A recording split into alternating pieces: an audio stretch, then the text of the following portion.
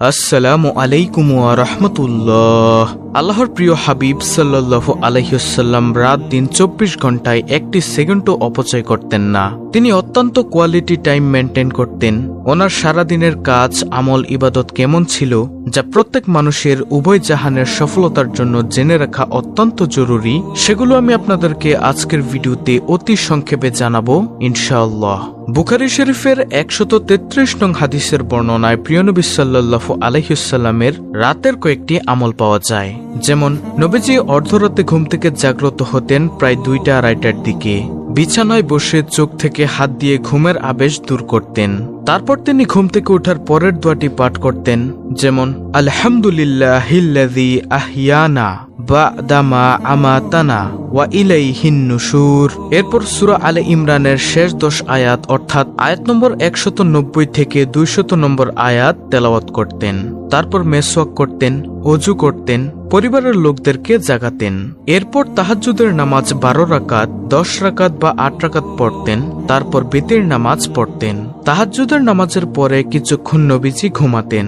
এতে তার ওযু ভঙ্গ হতো না, কারণ নবীজি সাল্লাল্লাহু আলাইহি ওয়াসাল্লাম ইরশাদ করেন, বুখারী শরীফের 1147 নং হাদিসের বর্ণনা, তিনি বলেন, আমার দু চোখ ঘুমায় কিন্তু আমার অন্তর জাগ্রত থাকে, সেজন্য ঘুমালেও নবীজির ওযু ভঙ্গ হয় না।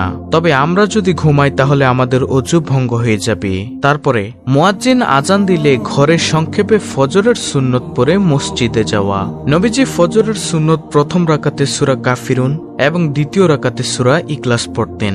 তারপরে মুসলিম শরীফের 1337 নং হাদিসের বর্ণনা, নবীজি সাল্লাল্লাহু আলাইহি ওয়াসাল্লাম ফজরের নামাজে 60 থেকে 100 আয়াত তেলাওয়াত করতেন। তারপরে আল্লাহর প্রিয় হাবিব সাল্লাল্লাহু আলাইহি ওয়াসাল্লাম ফজরের নামাজের সালাম ফিরিয়ে মুসল্লিদের দিকে মুখ ফিরিয়ে বসতেন আর জিজ্ঞাসা করতেন, তোমাদেরকেও গতরাতে কোনো স্বপ্ন দেখেছো কি? কেউ স্বপ্ন দেখে বললে তিনি তার ব্যাখ্যা করে দিতেন। কোনো সময় তিনি নিজের দেখা স্বপ্নগুলো সাহাবীদেরকে শোনাতেন। সহিহ বুখারী শরীফের হাদিস নম্বর 1385।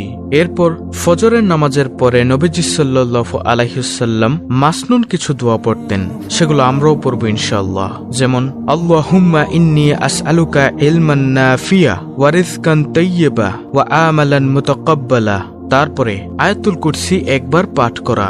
আয়াতুল কুরসি একবার করে পাঠ করার পরে সূরা ইখলাস, সূরা ফালাক, সূরা নাস 3 বার করে পড়া। মুআজ ইবনে আব্দুল্লাহ রাদিয়াল্লাহু তাআলা আনহু বলেন, রাসূলুল্লাহ সাল্লাল্লাহু আলাইহি ওয়াসাল্লাম বলেছেন, তুমি যদি সকালে ও সন্ধ্যায় 3 বার করে এই 3টি সূরা পাঠ করো তবে তোমার আর কিছুরই দরকার হবে না।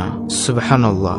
এরপরে 3 বার এই দোয়াটি পড়তেন, সুবহানাল্লাহি ওয়া বিহামদিহি আদাদা খালকিহি ওয়া রিদা নাফসিহি ওয়া জিনাতা আরশিহি ওয়া মিদাদা কালিমাতিহি। এই দোয়াটি 3 বার পড়লে সকাল থেকে একদম চাঁদ পর্যন্ত 3-4 ঘন্টা দোয়ার চাইতে এই দোয়াটির ফজিলত বেশি, অনেক সওয়াব বেশি। তারপরে দুরুদ শরীফ কমপক্ষে 10 বার পড়ার জন্য নবীজি নির্দেশ দিয়েছেন। আমরা 10 বার অন্তত দুরুদ শরীফ পাঠ করব। এর ফায়দা হলো, উম্মু দারদা রাদিয়াল্লাহু তাআলা আনহু বলেন, রাসূল সাল্লাল্লাহু আলাইহি ওয়াসাল্লাম বলেছেন, যে ব্যক্তি সকালে 10 বার ও সন্ধ্যায় 10 বার আমার উপর দুরুদ পাঠ করবে সে কিয়ামতের দিন আমার শাফাআত লাভ করবে। সুবহানাল্লাহ। এরপর 3 বার এই দোয়াটি পাঠ করা, বিসমিল্লাহিল্লাযী লা ইয়াদুররু মা'a ইসমিহি শাইউন ফিল আরদি ওয়ালা ফিস সামাই ওয়া হুয়াস সামিউল আলীম। তারপর 7 বার এই দোয়াটি পাঠ করা, হাসবিয়াল্লাহু লা ইলাহা ইল্লা হুয়া আলাইহি তাওয়াক্কালতু ওয়া হুয়া রাব্বুল আরশিল আযীম। উম্মু দারদা রাদিয়াল্লাহু তাআলা আনহা থেকে বর্ণিত হাদিসে বলা হয়েছে, যে ব্যক্তি সকালে ও সন্ধ্যায় 7 বার এই আয়াতটি পাঠ করবে আল্লাহ তার সকল চিন্তা, উৎকণ্ঠা ও সমস্যা মিটিয়ে দিবেন। এরপর সকাল সন্ধ্যায় 3 বার এই দোয়াটি পাঠ করা, রাদিতু বিল্লাহি রাব্বাও ওয়া বিল ইসলামি দিনাও ওয়া বিমুহাম্মাদিন নাবিয়্যা ওয়া রাসূলাহ সাল্লাল্লাহু আলাইহি ওয়াসাল্লাম। এর ফজিলতের ব্যাপারে আল্লাহর রাসূল সাল্লাল্লাহু আলাইহি ওয়াসাল্লাম বলেছেন, যে ব্যক্তি সকালেই বাক্যগুলো বলবে আমি দায়িত্ব গ্রহণ করেছি যে তার হাতে ধরে তাকে জান্নাতে প্রবেশ করাবো। সুবহানাল্লাহ। এরপর একবার সাইয়্যিদুল ইস্তেগফার পাঠ করা। রাসূলুল্লাহ সাল্লাল্লাহু আলাইহি ওয়াসাল্লাম বলেন, যে ব্যক্তি দৃঢ় বিশ্বাসের সাথে এই সাইয়্যিদুল ইস্তেগফার পাঠ করবে, দিনে পাঠ করে রাতে মারা গেলে কিংবা রাতে পাঠ করে দিনে মারা গেলে সে জান্নাতি হবে।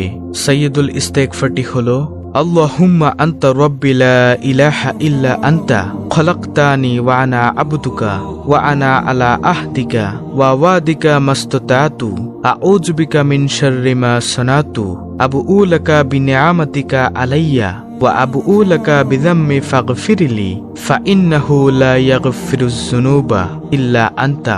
এটি হলো সাইয়্যিদুল ইস্তিগফার। এরপর ফজিলতময় আরো কিছু তাসবিহ তাহলিল আছে, সেগুলো পড়তে থাকবেন। তারপর ইশরাকের নামাজ। ফজরের নামাজের পর জিগরাজকার করতে করতে যখন সূর্য উদিত হবে তার 15-20 মিনিট পর 2 রাকাত করে 4 রাকাত ইশরাকের নামাজ পড়লে একটি পূর্ণ হজ ও উমরার সওয়াব পাবেন। তিরমিজি 586 নং হাদিস। এরপর চাশতের বা দোহার নামাজ 2 রাকাত করে 8 রাকাত পর্যন্ত পড়া যায়, তবে নবীজি প্রায় 4 রাকাত পড়তেন।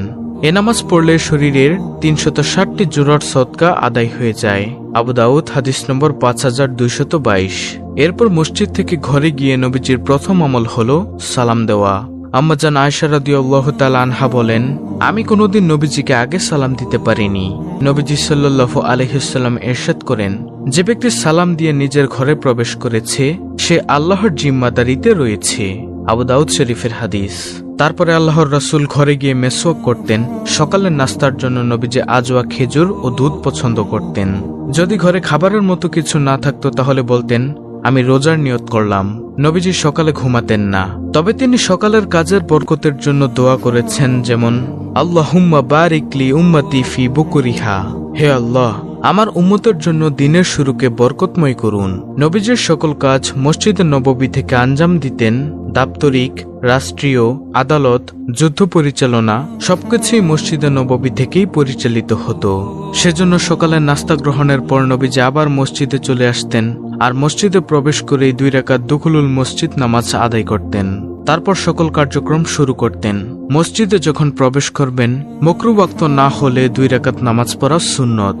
তারপর সকাল 8টা থেকে 12টার মধ্যে যেসব কাজ করতেন, যেমন মদিনার মার্কেট ভিজিট করতেন, তদারকি করা, আত্মীয় স্বজনদের খবর নেওয়া, বিশেষ করে হযরত ফাতেমা ও হাসান হোসেনকে দেখতে যাওয়া, মহিলাদের নসিহত করা, তাদের প্রশ্নের উত্তর দেওয়া, নিজের টুকটাক কাজ যেমন বকরির দুধ দহন করা, জুতা সেলাই করা, স্ত্রীদের কাজে সহযোগিতা করা ইত্যাদি। প্রতি শনিবারের প্রিয় নবী পায়ে হেঁটে মসজিদে নববীর 4.5 কিলোমিটার দূরে মসজিদে কুবাতে যেতেন। নবীজি ফরমান যে ঘরে ওযু করে মসজিদে কুবাতে গিয়ে 2 রাকাত নামাজ আদায় করবে সে একটি উমরার সওয়াব পাবে। এরপর নবী করিম সাল্লাল্লাহু আলাইহি ওয়াসাল্লাম জোহরের আগে দুপুরের খাবার গ্রহণ করতেন। দুপুরের খাবারে নবীজি দুধ, খেজুর, গোশত, সারিদ ইত্যাদি পছন্দ করতেন। এরপর দুপুরের খাবারের পর কিছুক্ষণ ঘুমাতেন, এটি একটি সুন্নত, এটাকে কাইলুলা বলে। এরপর জোহরের আজান হলে মসজিদে চলে যেতেন।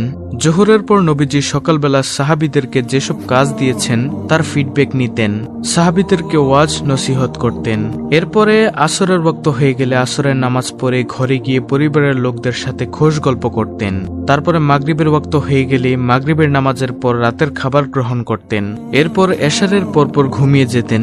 নবী করিম সাল্লাল্লাহু আলাইহি ওয়াসাল্লাম এশারের আগে ঘুমানো এবং এশারের পর গল্প করাকে অপছন্দ করতেন। ঘুমানোর সময় যে আমলগুলো করতেন, যেমন বিছানা পরিষ্কার করা, ওযু করা, সূরা ইখলাস ও সূরা নাস, সূরা ফালাক পড়ে শরীরে ফু দেওয়া, আয়াতুল কুরসি পড়া, সূরা বাকারার শেষ 2 আয়াত পড়া, সূরা মুলক পড়া এবং সূরা সাজদা 32 নং সূরাটি পড়া, এবং তিনি ডান কাত হয়ে ঘুমাতেন। তারপরে বিভিন্ন দোয়া পড়তেন। তারপরে রাতে ঘুমানোর আগে সেফটির জন্য যে কাজগুলো করতেন, যে কাজগুলো করে ঘুমানোর নির্দেশ দিতেন সেগুলো হলো বাতি নিভিয়ে দেওয়া, পানির পাত্র ঢেকে রাখা, থালা বাসন উপর করে রাখা বা তার উপর আড়াআড়ি কিছু রেখে দেওয়া, দরজা বন্ধ করা, না হয় অনেক ধরনের অনিষ্ট হতে পারে। বিশেষ করে বর্তমানে বালিশের পাশে মোবাইল রাখাটা অনেক বিপজ্জনক। আমাদের নবীজি 24 ঘন্টা অত্যন্ত কোয়ালিটি টাইম মেনটেন করতেন। আমাদের নবী অলস ছিলেন না, বরং সুপার অ্যাক্টিভ ছিলেন।